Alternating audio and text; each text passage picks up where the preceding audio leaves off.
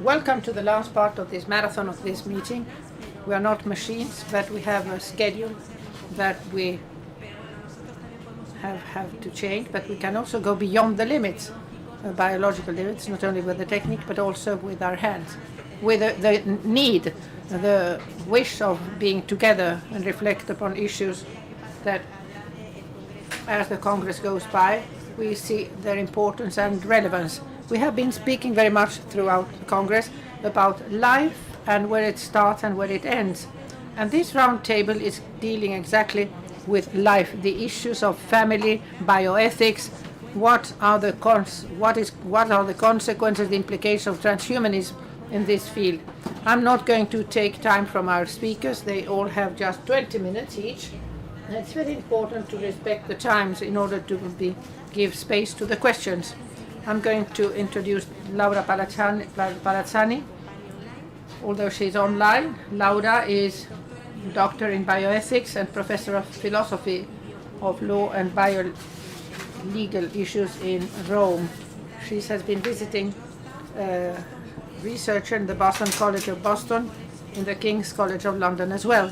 And among many things that she does, she's vice chairman of the National Committee of Bioethics, member of the International Committee of Bioethics of the UNESCO, and also is part of the Italian delegation of the Bioethical Committee of the Council of Europe. And you can see on her CV that she has many other things that she does. Laura will be with us, Maria and then Jean-Marie, whom I will introduce as when I give him the floor. Laura, if you are with us, I give you the floor.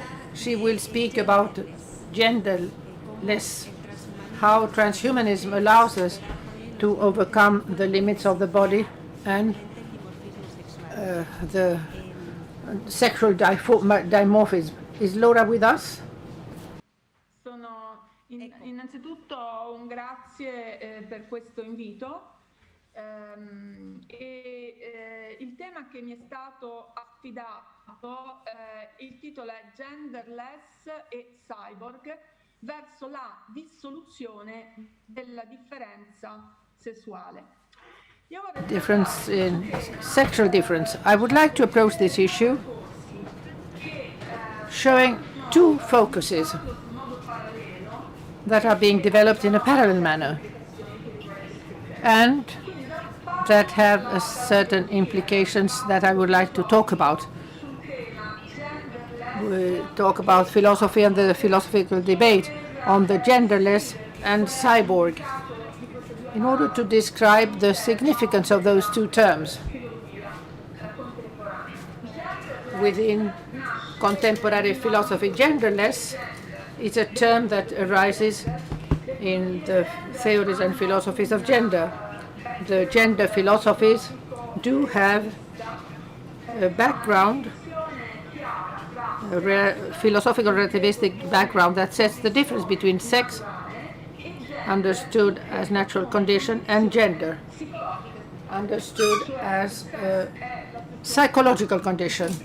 Sex is sexuality with which you are born, and the gender, on the other hand, is the identity that is perceived from the psychological point of view and the social role that is being acquired in society. Butler, one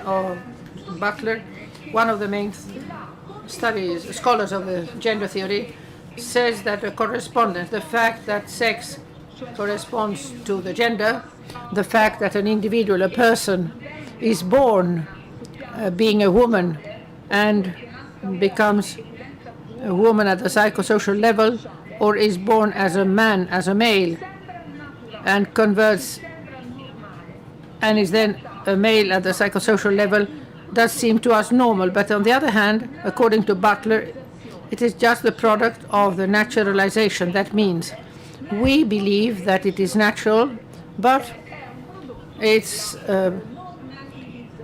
power that makes us understand that it's a product of the norm of the society that imposes us these standards or norms. That's why Butler says that we live in this scheme of gender, and we should deconstruct it. One of the most known books of Butler is called Undoing Gender, to undo the gender.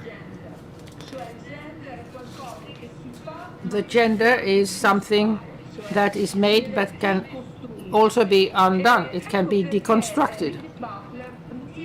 That's why Judith Butler says that in the current society we live in a binary condition, men and women. This is as the parallel railroads of the train, and she proposes to undo that those tracks, that binary approach, and approach the sexual polymorphism. As we live in a heteronormative society, a society in which there is a prevalence of heterosexualism, the heterosexualism is preferred. On the other hand, according to Butler, all the sexual entities should be considered as equivalent. Hence arises the term of genderless, without gender. We have to go beyond sex and beyond gender, because according to Butler, it is irrelevant. The sexual identity with which we are born is irrelevant, and also the sexual difference is irrelevant because the orientations are equivalent. Donna Haraway, on the other hand, another philosopher, uses the category of cyborg that identifies an animal, human, or human-machine identity, a sort of hybrid of different elements that come from different environments. It's nor male nor female, or it is both things. So even the cyborg philosophy arises from the idea that the bodies can be molded and are flexible, can be modified. They don't have a given sexuality. Everything can be modified. And so sexual identity is irrelevant. The sexual difference is irrelevant. Hence, we have the expression genderless, without gender, but also multigender. That means go beyond the sexual identity and beyond the sexual difference. For that reason, without gender and cyborg, genderless and cyborg, go towards the resolution or dissolution of the identity and the sexual difference. From this approach, exactly, of a deconstruction and relativistic at the same time. This is a rationale that has been imposed, that is being stated in philosophy, precisely in the setting as well of the transgender.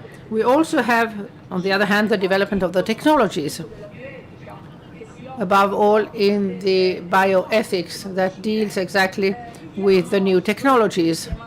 Today we live the one that is called the new technological wave that is imposing itself. It's altering the limits, the borders, the frontiers of our way of understanding the fact of being parents, the concept of family. We think about the enormous development of technologies of reproduction as well. There are reproductive technologies that we have been studying since decades in the field of bioethics. For instance, the spermatozoid donation, the surrogate maternity,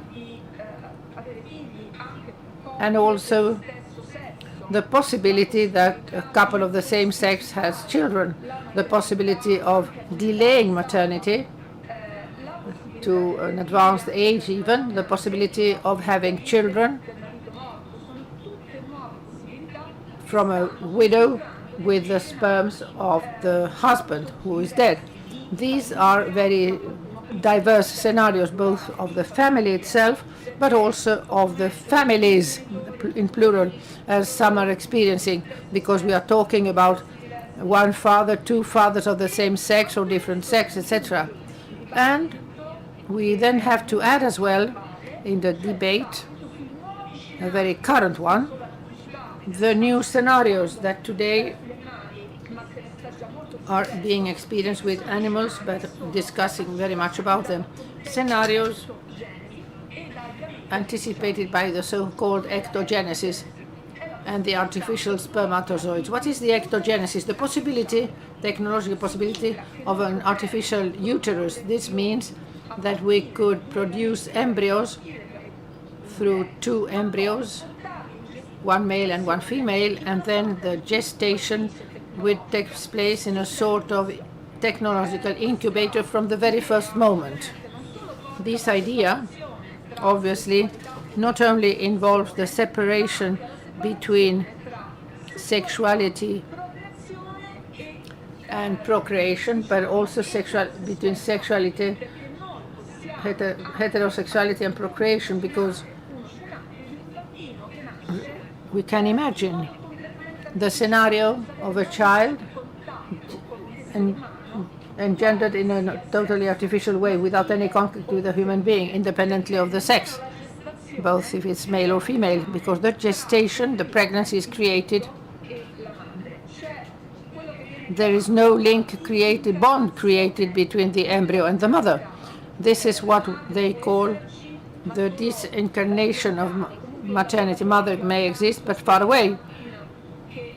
In the lab, we have that incubator, that machine that is achieving the pregnancy from the mother and is also giving birth instead of the mother.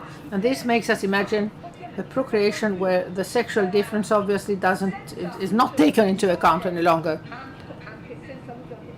It's an artificial uterus, and also the difference is not important from the point of view of producing embryos, because obviously we can take them from another individual. But with the artificial uterus, and even the gestation can be technological. So what is feminine is not any longer needed. We go beyond the sexual difference in procreation, in order not to speak about the artificial embryos. Recently, they are talking about the possibility of starting from somatic cells of the body in order to have embryos. I can take the cell of my body, male or female, that's the same, and transform them, modifying them in male embryos and feminine embryos. And then we can imagine a procreation in which there is no sexual difference as prior pre-requirement for procreation. And what does this mean? Well, we also have clonation as well. We talk about possible scenarios of human clones, not only of dolly sheep, the transfer of the whole complete nucleus of the DNA, transfer it to an egg cell to program an individual that has a genetic entity of the cell of origin. It's enough to have one individual, we don't need two. This leads to the fact that basically there are two lines that are being followed. On one side, the philosophy that denies the importance or the relevance of the difference in sexual identity, multi-gender, without gender, etc. And on the other hand, the line of technology that makes possible, or anticipates at least, possible scenarios in which procreation is done without any sexual differences, without a man or a woman, or natural man or woman, bone and flesh. For that reason, in view of these scenarios, it is necessary to have a debate of anthropological type and ethical type that is able to justify clearly and define clearly as well what is the sexual identity and if the sexual difference is relevant or not. This is important because this leads us to future scenarios in which the sexual difference for procreation is already irrelevant. There are many reflections at this respect. 3 thoughts, for instance. It is true that the body is also an object, as some theories support. It can be manipulated. The technology is advancing and can manipulate the body. But one shouldn't forget that the body is a subject and not only an object. And that's where the philosophy has to restate things and start reflecting again.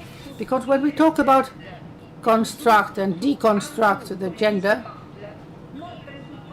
do and undo, as Butler says, we always suppose the existence of a subject that is building and unbuilding, doing and undoing, whilst the gender, as long as the gender theories goes toward fluidity, where there is a disappearance of the identity, we only have the identification, there is no difference, but several differences.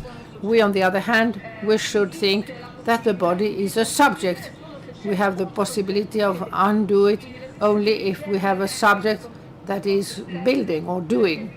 That's why the gender theory enters in a contradiction. And here we have to clarify things from the philosophical point of view. That means that the being precedes the becoming. Nature precedes the future. The second element that we have to reflect upon is the relevance of the sexual difference. Maybe the technologies lead us to situations where it will be possible to procreate without sexual differences, but the sexual difference is still fundamental from the point of view of the identity. Nobody can acquire an identity if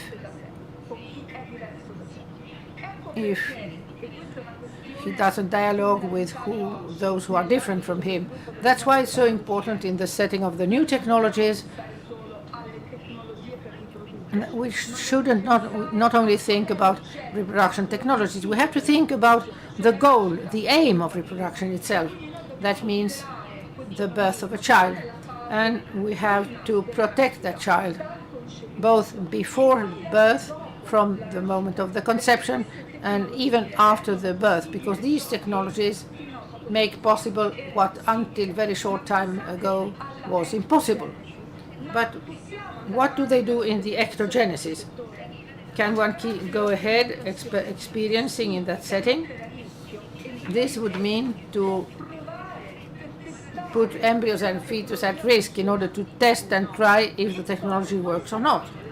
And what can be the consequences for a child who is born in a totally artificial manner with artificial embryos in a steel uterus? What could be the consequences? We have been working very much on all these topics in the Ethics Committee of the UNESCO, and we wrote a document that was published in 2019. It's one of the bioethical documents and new technologies for reproduction, the most recent ones. And nevertheless, we came from very different environments, but nevertheless we were agreed all in the fact that we had to defend as a priority the rights of the one who is going to be born. The priority is life and health of the one who is going to be born, and we can endanger the psychological and psychosocial development of that child. There are incredible developments of the technology, and nevertheless very few research on the consequences, even psychological consequences of those that are going to be born with these technologies. Let's think, for instance, about the right to know your origin of a person. A child has the right to know where he comes from, and maybe it would be a trauma for a child to be born from an artificial uterus. Those technologies are experienced as a liberation, a release, liberation of the sexual difference, liberation of nature. But maybe they are not a liberation, but even the sexual being is subject to a slave of technology instead, and is instrumentalizing the human being with respect to technology. And we should go back and reflect again upon the limitations and the conditionings of these technologies. And bioethics is a field that is very important from the philosophical point of view to define those limits, so that those limits can also influence on the significance that still exists. of identity and sexual difference as fundamental element for the dignity of the human being. Thank you very much. Thank you, Laura Palazzini, who has presented a complex panorama. It's not only the future, it's also the present. It starts being the present. The sexual dimorphism is going to be less necessary for the reproduction. And this leads us naturally and spontaneously to think about the problem of the family, that Maria is the owner of this house, but although we knew him yesterday because she's directing the Razón Abierta Institute, I'm going to introduce her as it's Maria Lacalle is graduate in Law and Religious Sciences, Doctor in Law by the Pontificia University of Comillas, Professor of Philosophy of Law here in the Francisco de Vitoria University, is directing the Razón Abierta Institute, and Vice Rector of the Professors in Academy, member of the Royal Academy of Jurisprudence and Legislation. And she is author of many publications around the family and law, and the most recent ones are Gender Ideology, Critical Reflections, and Family Resources and Conflicts in the Society. She's going to face the topic that Laura has already mentioned, towards the dissolution of the family in the post-human world. Thank you, Marta. Thank you for being here, because after the intensity of the Congress at this hour of the day, it's a great merit of you being here. Thank you very much. Well, Professor Palazzani has spoken about a topic where the transhumanistic proposals converge, the wish of reaching a society where each one has the total control over their own body, and in which reproduction is has no sex. At last, we have the wish of overcoming the nature, being better than nature. This has been mentioned several times these 2 days. And it's not something that is from today. We can find those cries of liberation since a long time. Nietzsche did already say that we have to contradict the nature. We want to be what we are, the new ones, the unique, the incomparable, those who have set their own laws, those who create themselves. This was said by Nietzsche in the 19th century, and this cry is still there until now. In order to quote someone more recent, Helen Hesper, xenofeminist, says, crying, "If nature is unfair, let's change nature." So the question, fourth mandatory question, but what is unfair in nature? And then the transhumanists will say that the lack of justice is in our limitations. That's why we have to use the technology and take the reins of the revolution and improve the species or create a new one. For the gender feminist, nature is unfair because it imposes the woman the reproductive mandate in a crushing manner, overwhelming manner. Let's ask ourselves, in the light of these proposals and this desire of liberation, what happens with the family and thus with the person within this framework? My thesis is that the transhumanistic utopia that wants to be released from the human nature leads to a dissolution of the person and destroys the family, and that the field to build a better world goes through a proper understanding of what we are and of the family relations. The topic is very wide, but as we have very little time, I'm going to refer only to 3 issues that have already been mentioned in other lectures in the Congress. The first one is the autonomy of each one with respect to our own body. Both the transhumanists, and we saw that yesterday, as the gender currents and post-gender, post-species and others, are in favor of the morphologic freedom of manipulating our own body, even the sexual organs, and adopting the aspect that each individual thinks is more satisfactory. The important thing is that each one defines himself and builds himself with a full freedom, without any conditioning, and with total independence of the male or female nature they have. With respect to this thesis, the human being is being made during his life. The human being is is freedom, and there is no nature that is conditioning him. He's going to build himself throughout time. He's self-inventing himself. For him, his own existence project, bringing the existentialist ideas. They say there is no essence that precedes existence. Man starts by existing, he finds himself, he comes to the world, and then he is defined, or he defines himself. The difference, or the appearance of the sexual dimorphism is one of the characteristics of a civilization that is fully humane. We still haven't reached the full humanity because we have not yet been able to reach that. Only then would we have reached the total equality and freedom. Morphological freedom, first of all, and secondly, we have said that as well, the aspiration of women to be released from the heavy burden of maternity, according to Firestone, in a more creative society. The biological reproduction could be guaranteed with different techniques, different than heterosexual contact, and the woman could prevent the terrible thing of maternity and delivery, and of course taking care of the children that would be in state institutions. For that we work, and as Professor Palazzani has just explained, they are looking for an asexuated reproduction that can release the woman from that heavy burden. The artificial uterus are not yet a reality, but they have advanced very much in the line of the sexual rights and reproductive rights that have as a goal for the woman to completely control her fertility.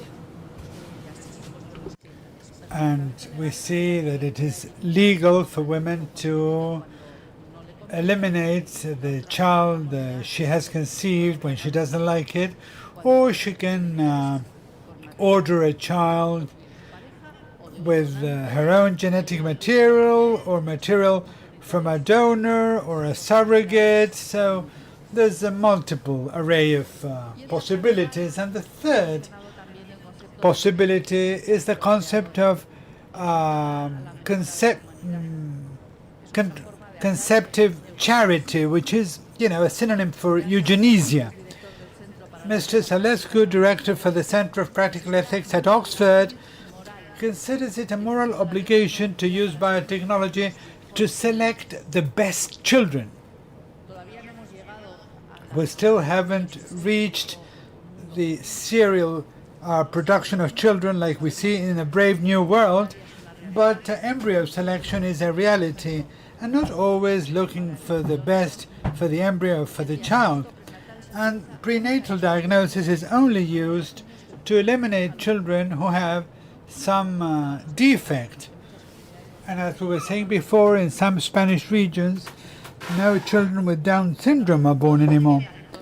So, what's the place for the family? We could mention other controversial issues, but I think that those three should allow us to ask where the family stands, and to understand what family is and what it means, we should first of all have a clear understanding of what a person is. We have spoken about the anthropology that underlies transhumanism.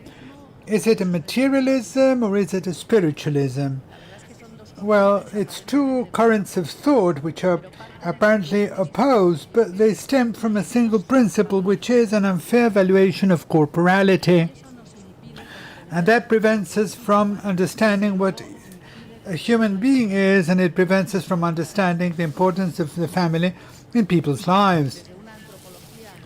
From a realistic anthropology, we could state that a person is a body and spirit union, such that the body is not just a carcass or a cocoon that we can manipulate, but it is an essential and inherent dimension of a person. So that's why I can't separate myself from my body. My body always has a personal meaning. We are flesh, and this is something somebody mentioned this morning. And we identify with our body, and thanks to our body, because it's not that we have a body, we are our bodies. And as Natalia Lopez Moratalla explains in a book she has just published called Human, we can't separate the body from the brain either. And this is explained. The body integrates the cognitive and the emotional elements, and it requires a relationship with others. Throughout our lives, our relationship with others introduces changes in our brain. But you don't need to study neuroscience or anthropology to understand that the body expresses the person. We know this from experience. Speidman provides a very good example, saying that if you go in the street and somebody spits at your face, you don't just think that you have been soiled, but you have been offended or insulted. In the same way, we can't think that smiling is just contracting your masseter muscle, or that a caress is just a soft pressure of the hand on somebody else's body.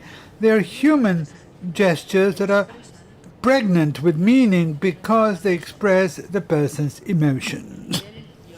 The biological level of the body and of the brain are merged in the human person with reason and freedom, which allow us to understand, choose, and love. And that's why personal experiences leave an imprint and lead to changes in the body and the brain, and biology and biography are merged. And that's why we can't separate the biologic from the human, or vice versa. The merger of those two levels, biological and spiritual, allows us to get into our own selves. It allows us to have an internal body and enter into relationships with others and allow people to have different levels of intimacy with you. From Butler's proposal, or from that proposal of keeping reinventing ourselves, we realize that there's no self that remains over time and which gives stability to any relationship. We can't relate to anybody. We can't relate to somebody that is constantly changing.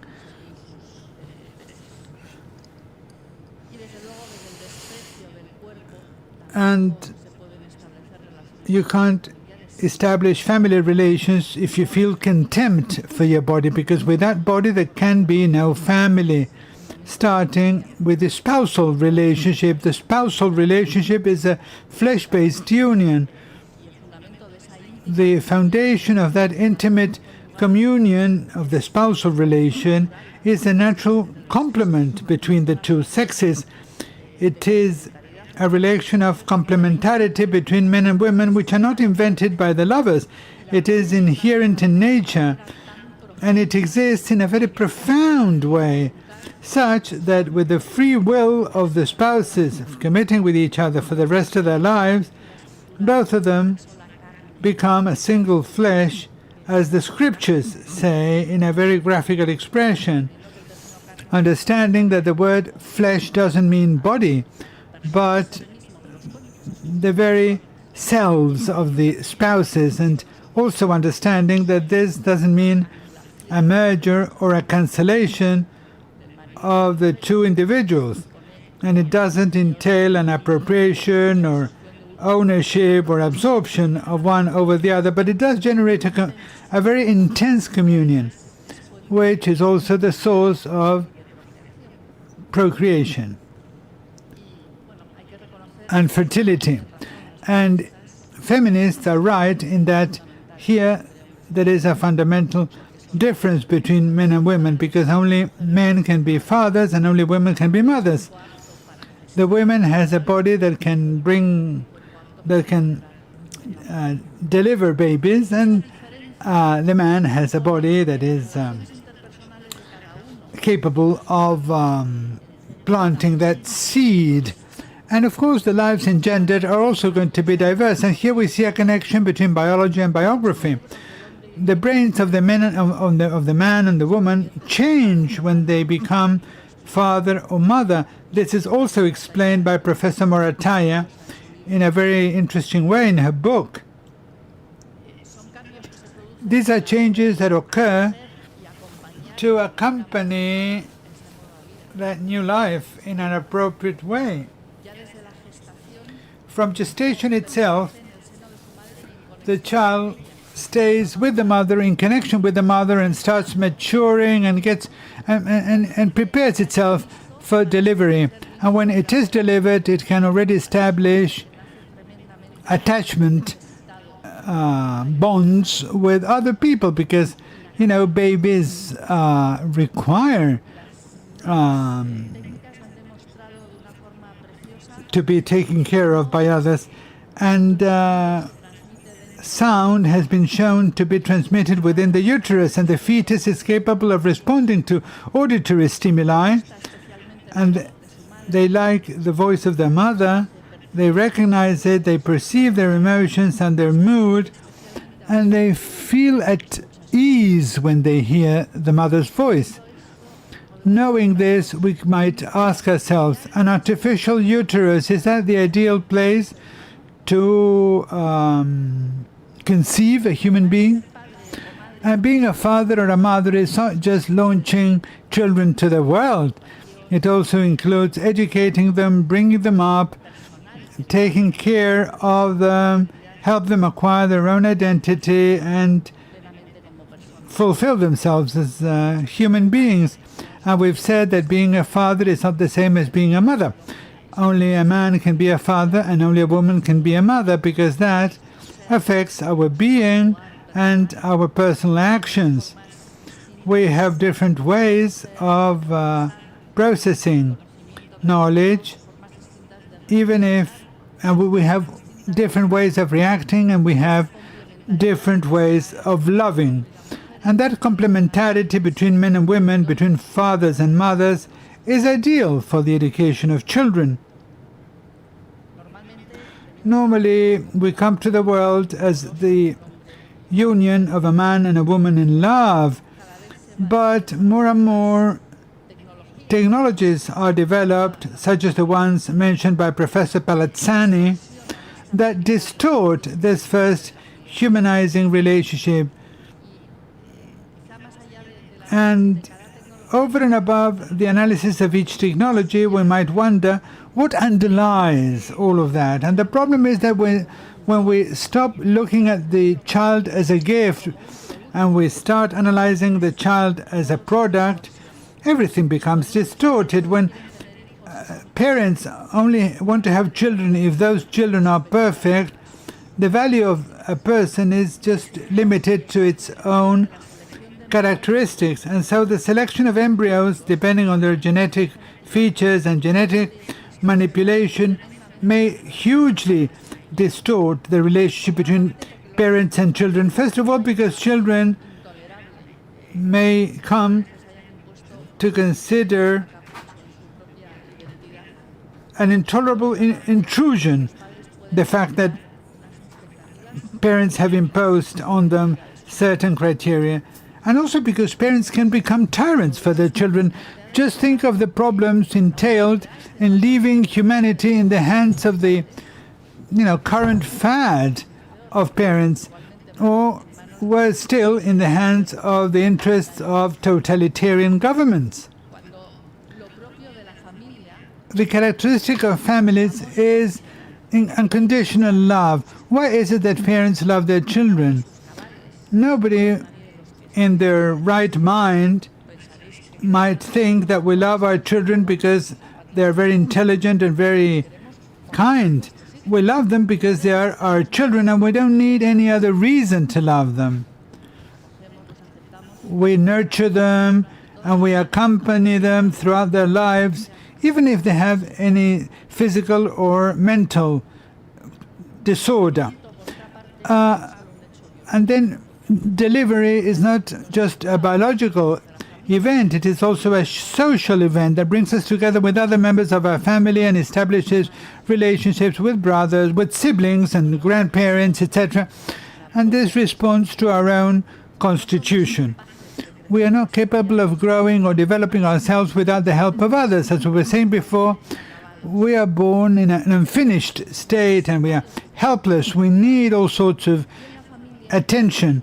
And in the family, children receive the necessary care, not just for physical survival, food and shelter, but also the first few relationships are woven which will help us build our own identities as people. Without those relations, it is impossible to build a balanced identity because we are relational beings.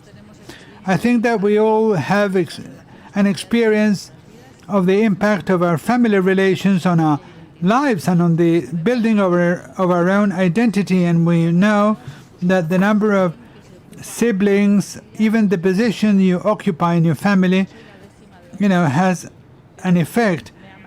I have 11 siblings, and this has marked me because I had to learn to defend myself since I was very little.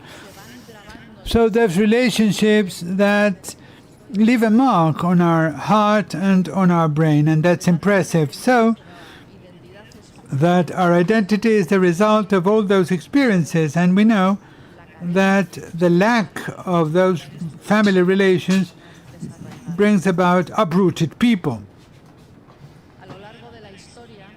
Throughout history, many attempts have been made to remove the family and look for efficient substitutes. We can mention the Israeli kibbutz or hippie communities, but none of them were successful. And if we had to invent an ideal place for the development of children, and not just of children but also of adults, we would probably invent something similar to a marriage, because a marriage is the ideal place for the development of the members of the family, because human beings need to be loved.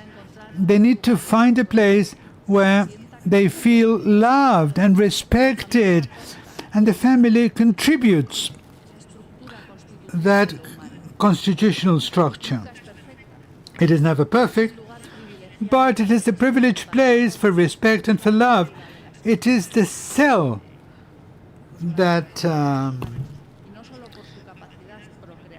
is at the center of society, not because of its conceptive nature, but of its capacity to humanizing the conceived beings. So I think that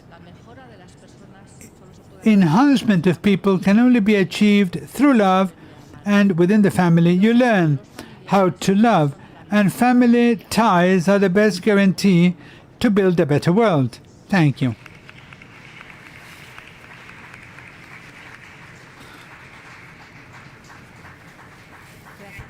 Thank you, Maria. Congratulations to the speakers because they are respecting their time allowed. Maria has presented not only the consequences of what Laura said about disappearance of sexual dimorphism, but she also gave us the anthropological clues to shed some light on this question. I'm going to raise a question so that we can answer it later on, which is how these formulas that you have shared with us, which we all think logical, can be proposed in contexts where there's no common categories, because the paradigm doesn't recognize the human nature or the family, and there is no common language. And now we will hear from the next speaker. We are going to speak French now. I would like to introduce Jean-Marie Lemane from the Jérôme Lejeune Foundation. He's a judge from the French Accounts Tribunal, and he's also a consultant of the Holy See Council for Health. He's a father of 9 children, and he's been one of the witnesses of the life of Professor Lejeune, who we all know. He's currently president of his foundation for the research into intelligence-related diseases, and he will speak about the relationship between bioethics and transhumanism. Professor, you have the floor.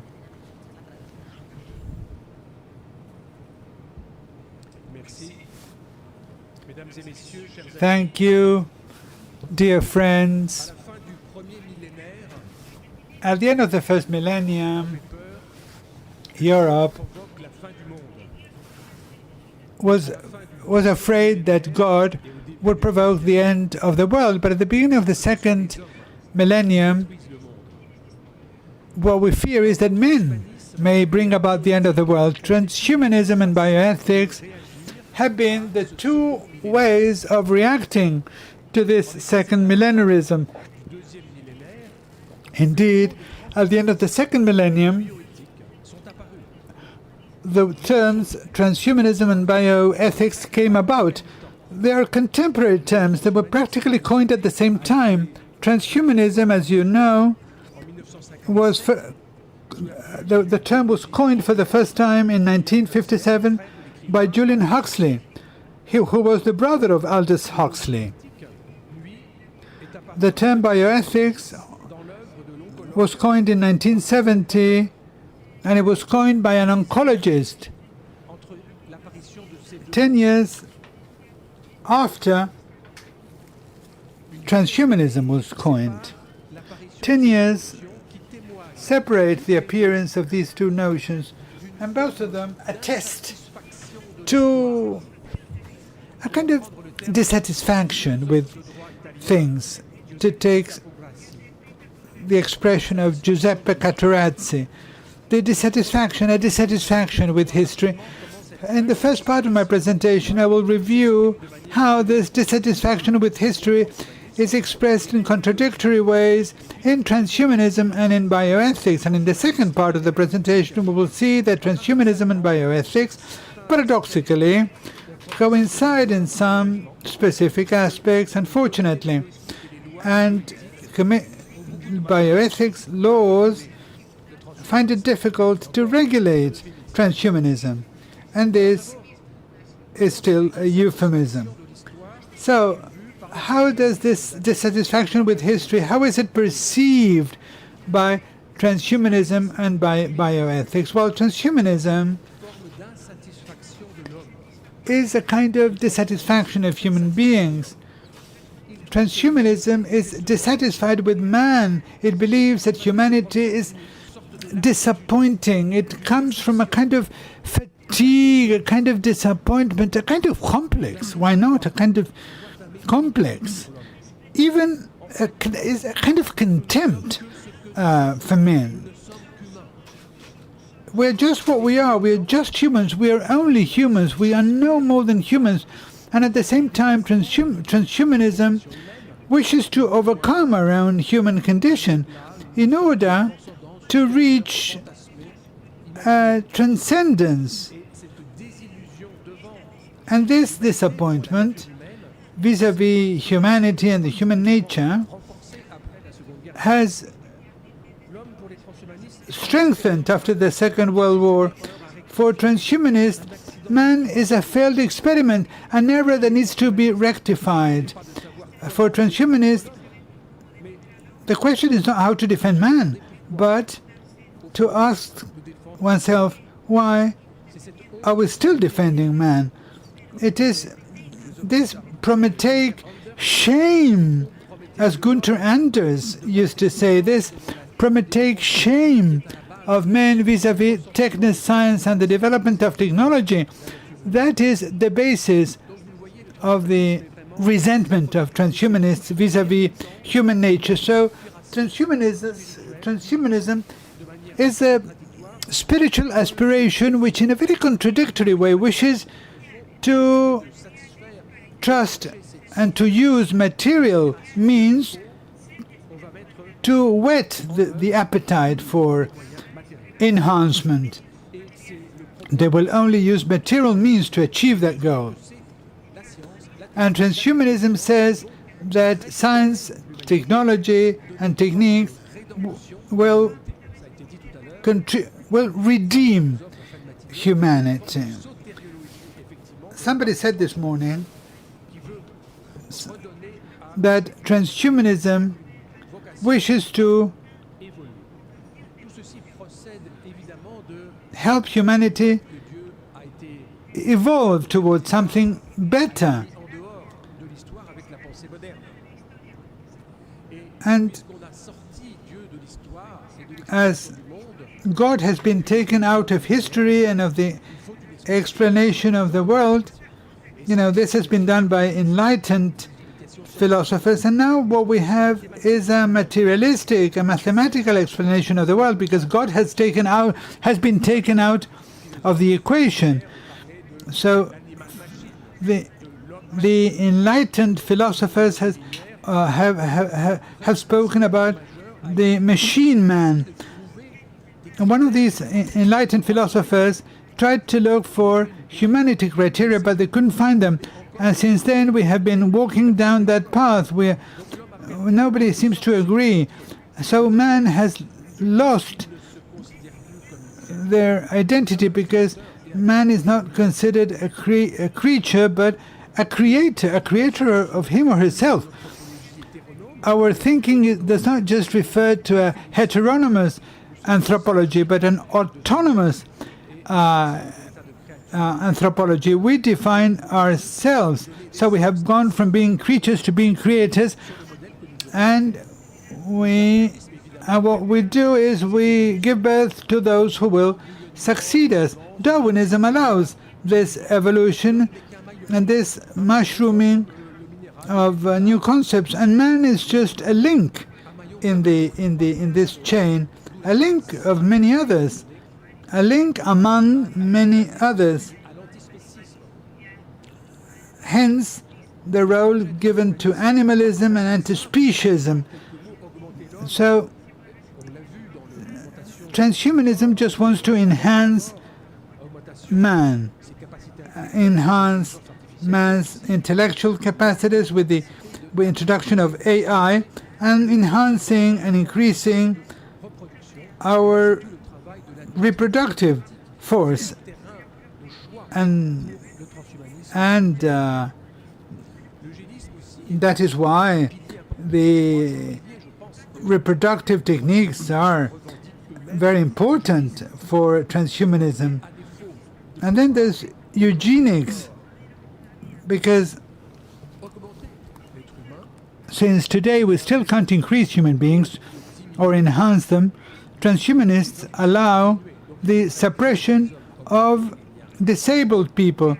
They would like to create increased men, but they can't achieve that. But at least they say that they can suppress disabled persons. And this is the whole thing. This is the idea of eugenics, which is so widespread in the developed countries. There's a book called The First Victims of Transhumanism. The first victims of transhumanism are children conceived but who present with some disability or some malformation, and so through different algorithms and probabilistic calculations, are used to identify these children, and then it is decided that these children should be denied the right to live. And transhumanists use this example to show that transhumanism has already been accepted in the present world. And when transhumanists speak about the future projects, and those future projects scare their contemporaries, this is difficult to understand, because society apparently has already accepted transhumanistic ideas. And then the fourth pillar is the market. Because French philosophers have participated in the deconstruction of man into smaller molecules and smaller particles, and so transhumanism decides to sell off those little pieces, and saying that those pieces are worth their weight in gold. So man is worth more when chopped up into pieces than when considered as a whole.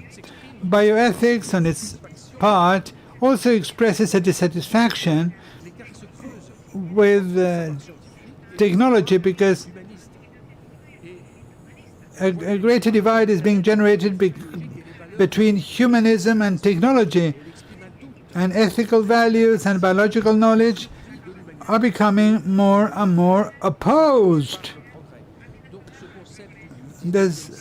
So this concept of the 19th century of unidirectional progress and beneficial progress is called into question by bioethics. Bioethics has been alarmed at the situation since the end of the Second World War, saying that the world is capable of destroying itself with the atom bomb and the biological bomb. But bioethics wants to lay a bridge between scientific knowledge development and humanist knowledge, which is shrinking, in order to guarantee the survivorship of humanity and of nature. And the question is how to use technological knowledge wisely and put them at the service of humanity and to serve humanity. But scientists and technoscientists, should not be considered superior to philosophers, because this would mean considering technology superior to ethics. Bioethics wishes for technology not to be separated from humanistic values. Transhumanism wants more technology, but bioethics wants more ethics and less technology. And transhumanism wants to strip humans from what is human in them, and bioethics wants to lay an emphasis on the human component. So we need to establish a distinction between being rooted and being uprooted. In the second part of my presentation, I will talk about the inability for bioethics to regulate transhumanism, which defends many principles. The progress of transhumanism is presented as medical, unlimited medical advances.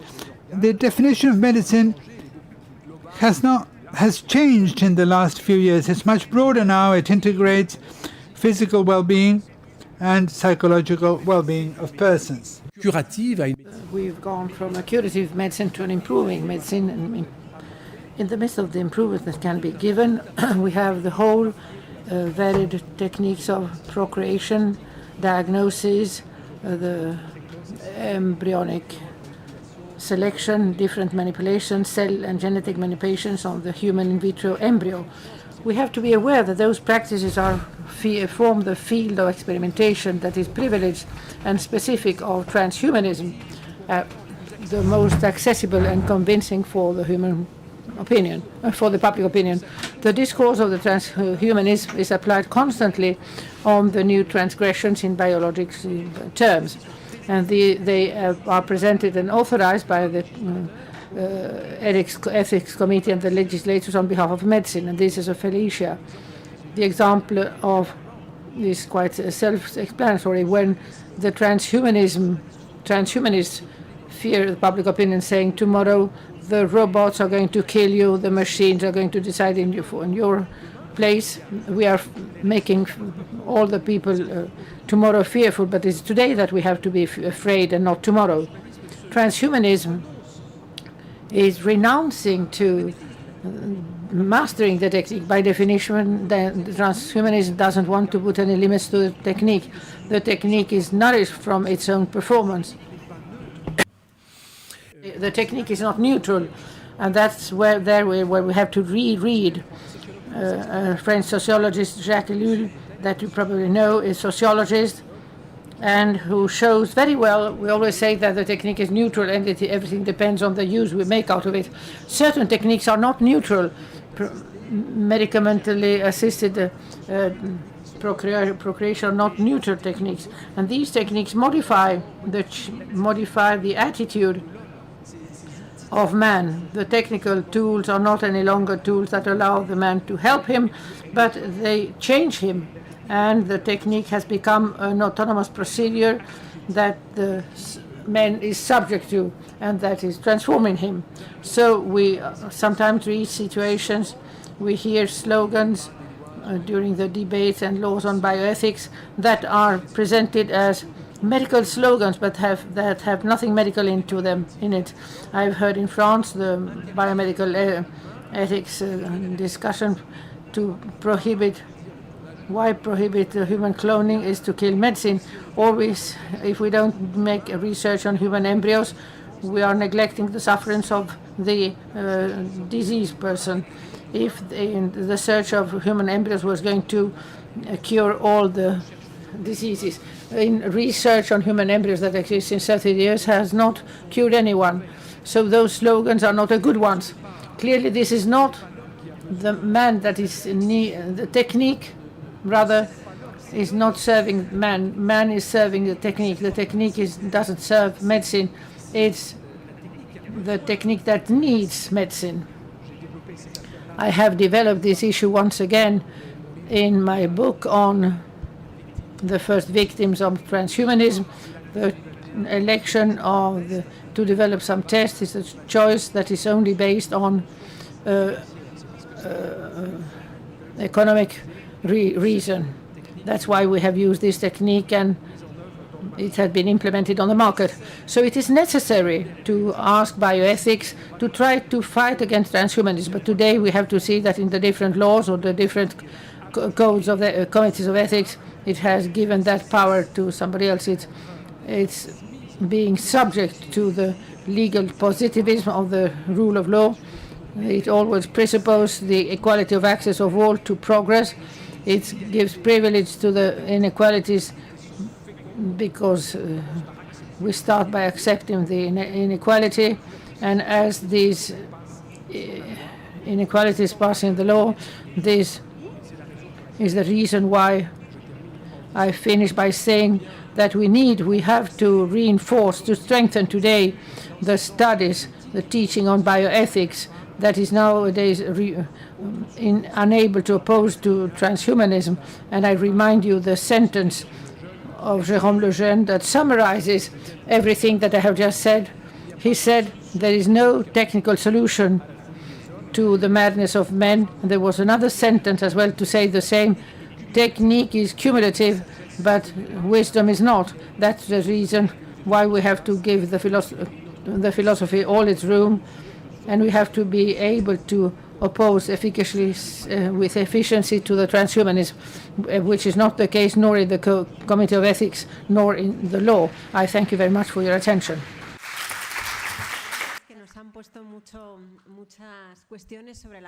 Thank you to the three speakers that have put many issues on the table. Gender, family life, we've got 10 minutes that we are going to take to use as much as possible. We are going to give the floor. We start with the people online, and those who would like to ask a question here in the room, you can go behind the microphone and we give you the turn. You have to be very concise and brief in order to give space to as much as possible. Begoña?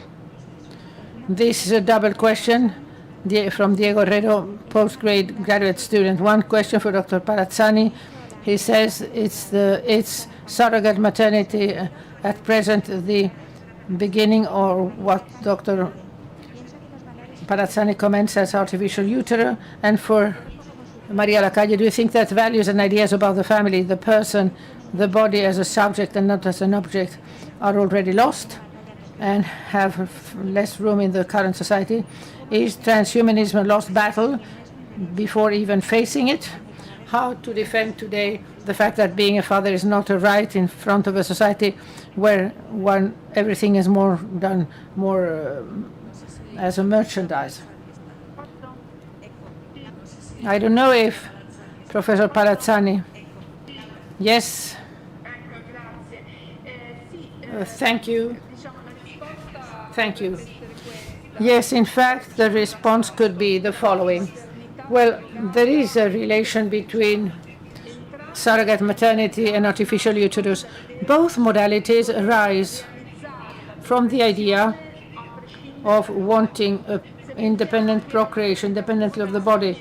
If we believe that surrogate maternity is requested as well by those who can procreate, but who want to have a child without being pregnant. So there is an expression of a will that is independent of the body. At that respect, a linked bond does exist with the artificial uterus. The desire of having a child independently from your own body, without a physical bond between the child and the mother.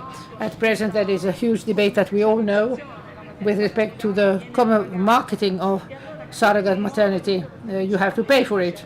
Those that promote the artificial uterus say that one could overcome the problem of the payment of the exploitation economic of the body, because this is one of the arguments against surrogate maternity. And those who support the artificial uterus say that that problem is overcome because it's a machine.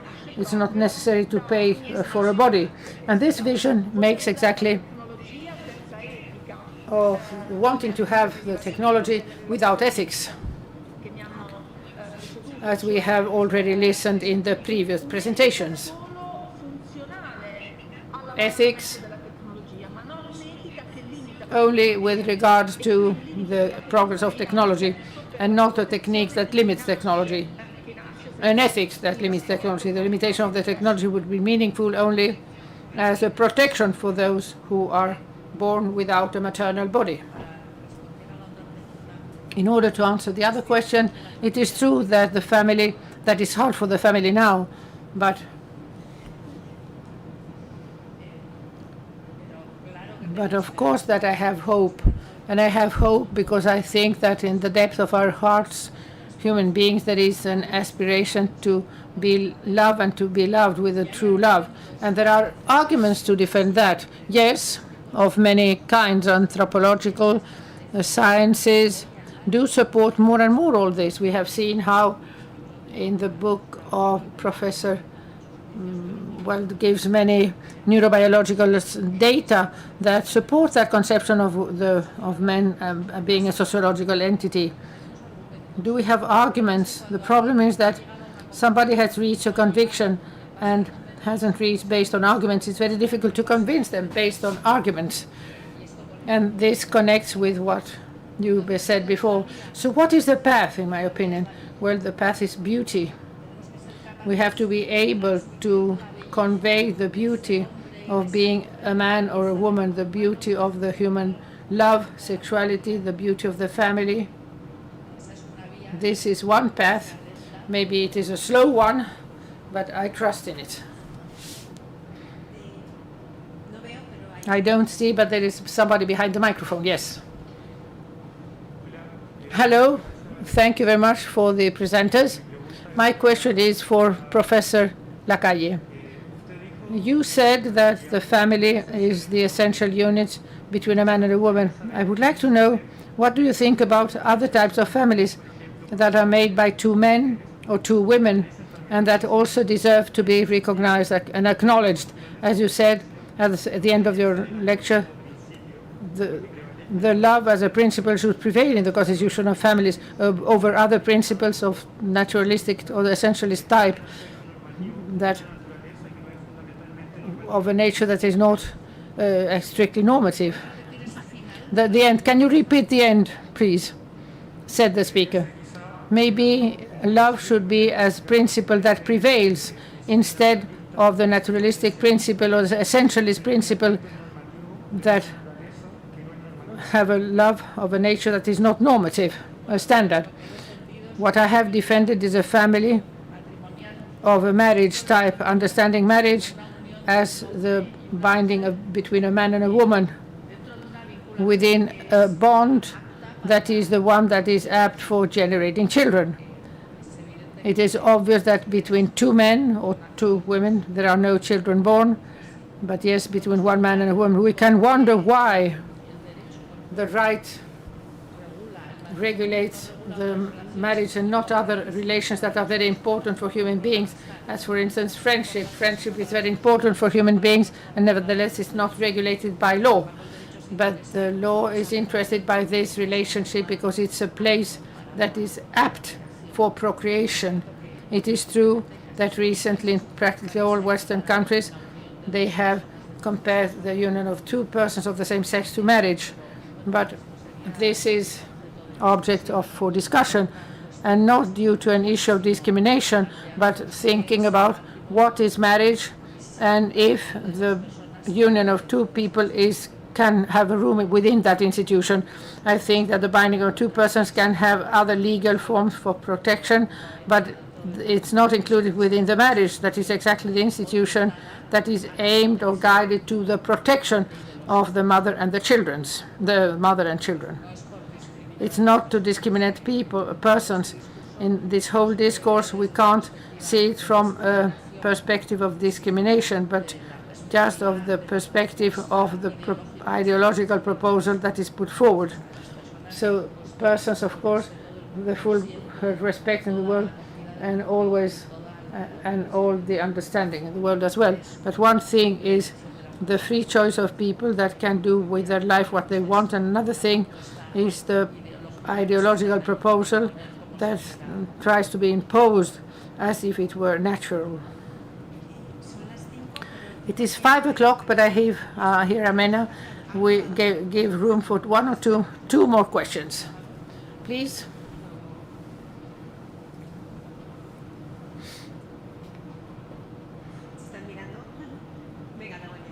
Begoña? This is a comment, given the limitations of time, with yes or no is valid. Joe Allen writes from the United States, applauding the liberty of expression in this panel. If they were in the United States, this would be the last day of work of the components of the panel. And the question she wants one yes or no. Is it usual between your sincerity between the European intellectuality, or do they always have to be facing a platoon that is going to kill them? Well, the freedom of thought and expression is going backwards, not only in the States, but also in Europe.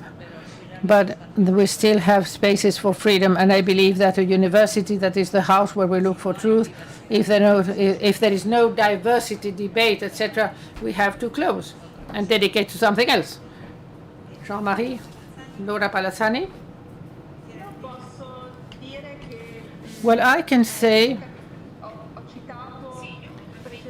I mentioned before the debate that we had in the International Committee of Bioethics of the UNESCO, in which there are representatives of all the different continents and countries, and each one felt free to express their own opinion. We talked about the technologies of reproduction. In a document in 2019, we debated on all the different issues, surrogate maternity, artificial uterus, etc., and each one expressed freely their opinion. So not only the universities are a free space where you can have a free debate, but also the bioethics committees at the international level, European level, and even national level. I know very well the bioethics committee in Italy, but also the Spanish one. And there are always debates between different disciplines and viewpoints, ethical different viewpoints. Each one is free to express in these different settings. And these are important settings, by the way, and important fora, because there we also have the recommendations that arise for the governments to legislate. And I never felt subject to censorship, not even any other conditioning to express my own opinion. They say that we've gone from being creatures to being creators, but I believe that we still are in this transition. I don't think we have been completely creators, because many of the technologies that transhumanism is promising are still a chimera or are in very early stages. And I would like to ask you, do you think that bioethics could be an intermediate between those two poles? And do you think that the laws that exist now are sufficient, or do we need more new laws created for those new problems that are arising with the new problems of the mankind?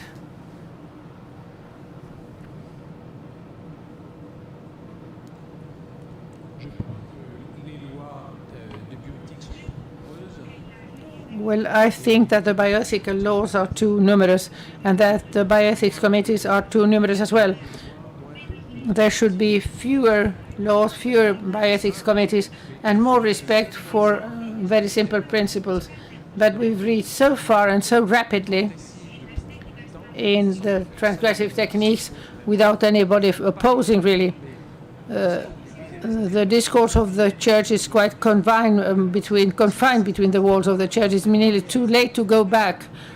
Laura said that they have still freedom spaces in the bioethics committees. Yes, we have the right to speak at the university and in the bioethics committee, but this is not changing anything. And we are very often, well, I have been often invited to the General Assembly at the Senate, where all the laws have been accepted, the transgenesis, etc., that are transhumanistic. So we'll leave the adversaries to express themselves, but this doesn't change. We have something at the back that we are not able to regulate yet. I know there are questions to be heard for this. I thank very much the speakers for the richness and the punctuality of their interventions. I think we all have many questions left. This is a good sign, because I imagine that one of the goals of this Congress is to put us on the right track. There are many issues that we have to keep on shedding light on, that we have to still confronting on them, and we want to do it from Razón Abierta. Thank you very much to all of you. I believe that they want to say something. No? According to the program, at 5, in the Sala de Grados, we have still a discussion on the last question, clones, chimeras, and organoids.